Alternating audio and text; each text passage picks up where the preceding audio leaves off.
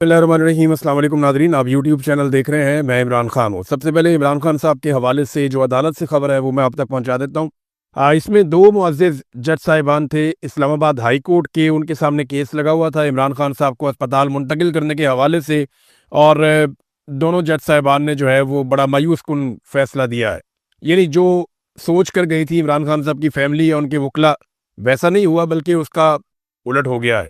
ये उम्मीद करके गए थे कि अरबाब मोहम्मद ताहिर साहब और सोमरू साहब जो दोनों जज साहिबान हैं, वो इमरान खान साहब के इलाज के लिए उनके डॉक्टरों को भी इजाज़त देंगे, फैमिली को भी इजाज़त देंगे और उनको अस्पताल मुंतकिल भी किया जाएगा। यानी तीन उसके अंदर मेन चीज़ें थी दरख्वास्त के अंदर। नंबर एक, शिफा अस्पताल में मुंतकिल किया जाए, अदालत ने मुस्तरद कर दिया।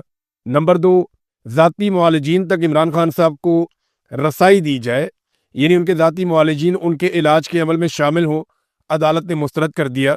नंबर तीन, जो इमरान खान साहब की फैमिली है उनको इमरान खान साहब तक इलाज के मामले में भी रसाई दी जाए, ये कहा गया। लेकिन इसको भी मुस्तरद कर दिया गया, बल्कि सिर्फ ये कहा गया कि जेल रूल्स के मुताबिक फैमिली को सिर्फ बताना ज़रूरी है।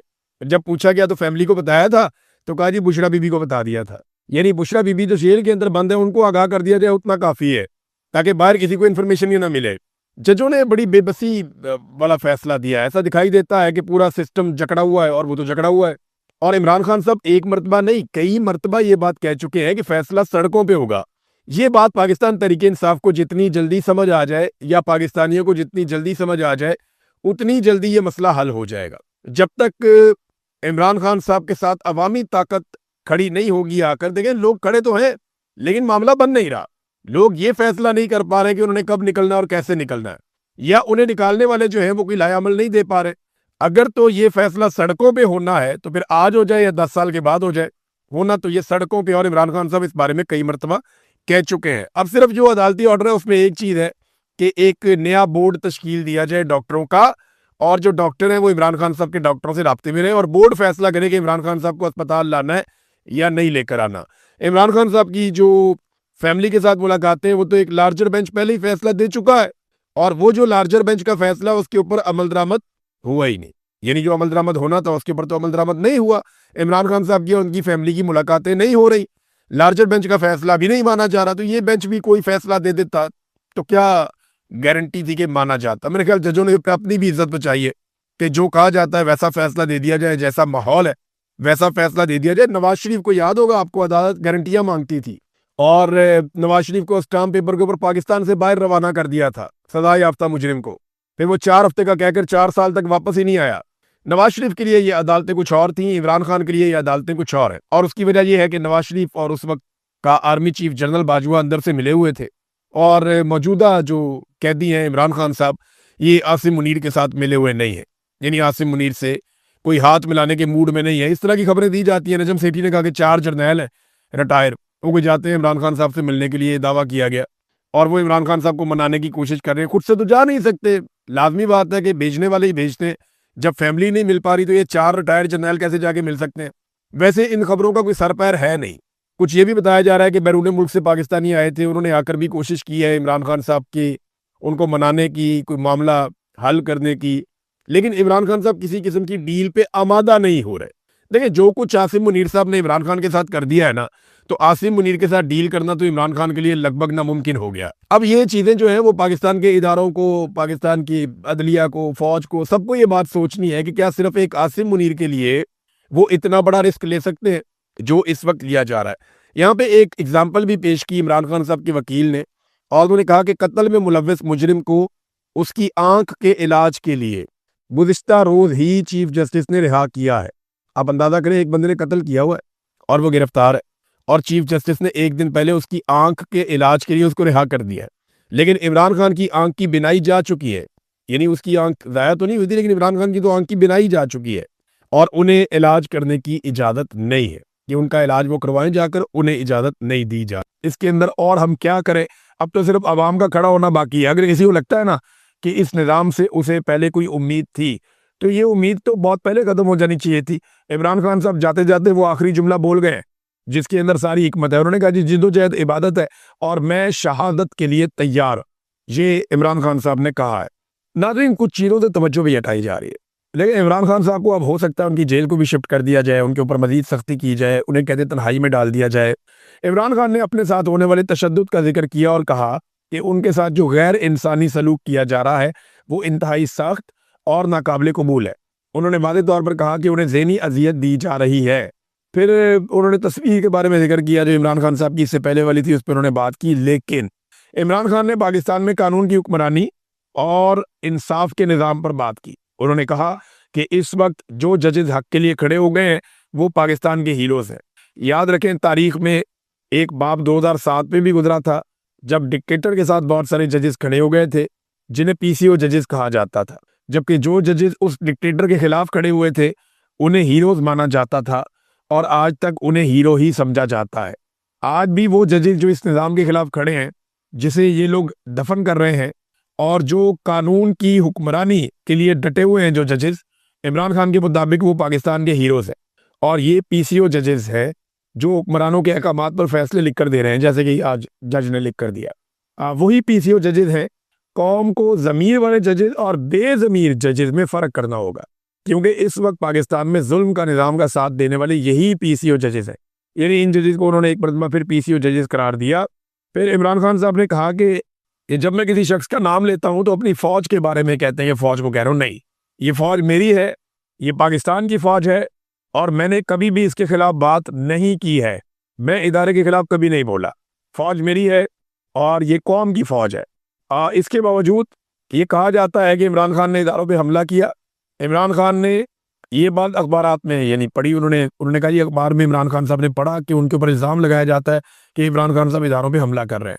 तो इमरान खान साहब ने दोबारा कहा कि ये मेरी फ़ौज है, मैं एक बार फिर दोहरा रही हूँ, ये पाकिस्तान की फ़ौज है और मैंने इसके खिलाफ आज तक कोई बात नहीं की, ये इमरान खान ने कहा है। अदालत आज़ाद नहीं थी बल्कि एक सियासी इंजीनियरिंग का आला कार बन चुकी है। इमरान खान साहब ने सारी हकीकत 1 अक्टूबर को दुनिया के सामने रख दी थी और आज ये फैसला इस बात पर आखिरी मोहर लगाई जा रही है कि पाकिस्तान में रूल ऑफ लॉ को दफन कर दिया गया है। और जनाब, बदनुमा तरीन एक स्याह बाब है ये फैसला। देखें, यहाँ पाकिस्तान में तोशाखाना के कानून में लिखा हुआ है कि आप गाड़ी नहीं ले सकते, बाकी चीज़ें आप ले सकते हैं। आप कीमत दें, आप वो चीज़ें ले लें। तोशाखाना में जो चीज़ें आई उनके पैसे जमा करवाए, चीज़ें ले लें। इमरान खान ने, बुशरा बीबी ने ये किया। लेकिन तोशाखाना के कानून में लिखा हुआ है कि गाड़ी आप नहीं ले सकते। जिन्होंने गाड़ियां ली उनमें कोई सदर है, कोई चेयरमैन सेनेट है, उनमें कोई जो है वो पाकिस्तान की हुक्मरानी संभाला हुआ है। जिन्होंने गाड़ियां ली है उनके खिलाफ कुछ नहीं। वो केस जरा आप देखिए, इमरान खान का केस धड़ाधड़ इन्होंने चलाया जो 2024 में बनाया गया, तोशाखाना 2, और उजलत में फैसला सुना दिया गया। जबकि जो गाड़ियों वाला केस है, तोशाखाना से गाड़ियां लेने वाला केस, चाहे नवाज शरीफ है, यूसुफ रज़ा गिलानी है, आसिफ अली जरदारी है, मरियम नवाज है, वो केस 2019 में बना। आज 6 साल गुजरने के बावजूद उस केस में कुछ नहीं हुआ। 50 से ज्यादा समातें हो चुकी हैं तोशाखाना से गाड़ियां निकलवाने वाले केस में, और तोशाखाना के कानून में लिखा हुआ है कि गाड़ी नहीं निकलवाई जा सकती। नैब बड़ा मुतहर्रिक था माजी में, लेकिन अब ये केस आगे ही नहीं बढ़ रहा। हो ये रहा है कि एफआईए के बाद दोनों केस गए, तोशाखाना 2 वाला भी गया और ये वाला केस भी गया जो 6 साल से चल रहा है गाड़ियों वाला। तो इसमें एफआईए ने आज तक चालान जमा नहीं करवाया, और दूसरी जानिब जो तोशाखाना 2 है इमरान खान के खिलाफ, उसका फटाफट देखिए। आज इंसाफ का एक और कत्ल कर दिया गया। इमरान खान साहब को तोशाखाना 2 के केस में भी सजा सुना दी गई है। पहले देखें हुआ क्या है, इसकी टाइमलाइन देख लें आप। इमरान खान साहब की जो वकला की टीम है उन्हें इन्फॉर्म किया जाता है रात को 8 बजे कि सुबह जनाब तोशाखाना वाला केस लगेगा। बार बार ये केस इससे पहले लगता रहा, कैंसिल होता रहा, तो कंफर्मेशन थी नहीं। लेकिन रात को कंफर्म किया जाता रही सुबह केस लगेगा, आप फटाफट पहुंच जाए। अब वकला जो है वो लाहौर में मौजूद है, कोई कहीं मौजूद है, तो सब लोग भागम दौड़ जो है वो कुछ भी करके, धुंध बहुत ज़्यादा थी, इसके बावजूद इस्लामाबाद पहुंच गए। फैमिली को अंदर नहीं जाने दिया गया और मखसूस लोगों को अंदर ले जाया गया। वकला को भी अंदर नहीं जाने दिया गया, सिर्फ सलमान सफदर साहब को अंदर जाने की इजाज़त मिली। अंदर उन्होंने क्या देखा और जो बाकी लोग हैं सोर्सेज वो क्या बताते हैं कि इमरान खान साहब और बुशरा बीबी जो है वो जो अदालत बनाई गई है अडियाला जेल में, वहाँ पे मौजूद थे। जज शाहरुख अर्जुमंद वो जज साहब की कुर्सी पे आकर बैठ गए और अभी इस केस के अंदर मजीद कुछ दलाइल और मजीद कुछ शवाहिद सुने जाने थे। यानी अभी केस बाकी था, ऐसा नहीं था कि केस मुकम्मल हो गया। पहले नॉर्मली ये होता है कि अदालत केस को सुनती है, दोनों तरफ के दलाइल सुनती है और दोनों तरफ के गवाहान को सुनने के बाद अदालत किसी नतीजे पर पहुंचती है और फैसला महफूज करती है। बाद में आकर फैसला सुना दिया जाता है। नॉर्मली ये होता है, लेकिन यहाँ पे बड़े अजीबोगरीब तरीके से और उजलत में अचानक जज साहब ने फैसला सुनाना शुरू कर दिया। जो ऐनी शाहिदीन है उनमें से कुछ ने ये बताया कि इमरान खान साहब को जब बुलाया गया तो इमरान खान साहब नहीं उठे और इमरान खान साहब मुस्कुरा रहे थे। वो बुशरा बीबी से बातचीत कर रहे थे और जज ने फैसला सुनाना शुरू कर दिया। इमरान खान साहब मुस्कुराते रहे और जज साहब फैसला सुनाते रहे। जज साहब का जो फैसला है ये टोटल 59 सफ़हात पर मुश्तमिल है और 32 इसके पैराग्राफ हैं। और जज साहब ने इमरान खान को और बुशरा बीबी को 17 साल की मजीद सज़ा सुना दी है। लेकिन उन्होंने आखिरी पैराग्राफ में लिखा कि जनाब इनमें से एक खातून है और एक की उम्र ज़्यादा है, लिहाजा मैं लिहाज कर रहा हूँ। ये लिहाज करते हुए उन्होंने तोशा खाना से तोहफा लेने पर इमरान खान को और बुशरा बीबी को 17 साल सज़ा सुना दी। और ये बात याद रखिएगा कि तोशा खाना का केस ऐसे नहीं है। पहले तो आप ये देख लें कि सज़ा सुनाई और उसके बाद इमरान खान साहब के साथ मैन हैंडलिंग की गई उनकी अहलिया के साथ। और ये बात इमरान खान साहब की बहनों ने जो इन्फॉर्मेशन बाहर आई उसकी बुनियाद पर कहा कि उन्हें बाकायदा धकेला गया। वहाँ पे जेल के अंदर पुलिस की भारी नफरी वहाँ पे मौजूद थी और सलमान सफदर साहब को भी मैन हैंडल किया गया, उन्हें भी खींचातानी की गई ताकि इमरान खान साहब कोई ज़्यादा पैगाम दे ना सके।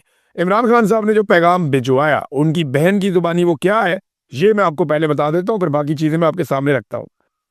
अलीमा खानम कहती हैं कि आज मैं आपको बताना चाहती हूँ कि जैसे सलमान सफदर ने रात को हमें फ़ोन किया, धुंध थी, मैं यहाँ थी, बहनें लाहौर में थी, कज़न भी लाहौर में थे, तो जनाब ये बड़ी मुश्किल से वहाँ पे पहुँचे।